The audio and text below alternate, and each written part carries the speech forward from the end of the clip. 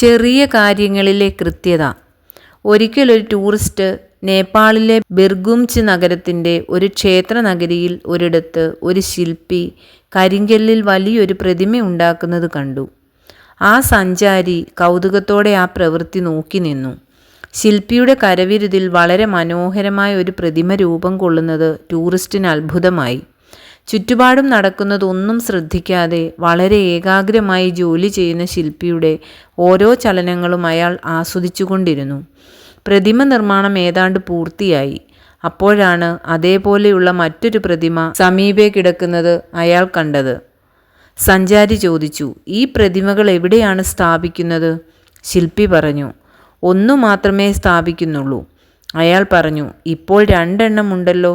ശില്പി പറഞ്ഞു, "ആദ്യം നിർമ്മിച്ച പ്രതിമയുടെ അവസാന മിനുക്കുപണികളിൽ ഒരു ചെറിയ പിഴവ് പറ്റി. അതിനാലാണ് ഇതുകൂടി നിർമ്മിക്കുന്നത്." സഞ്ചാരി കുറേ നേരം വളരെ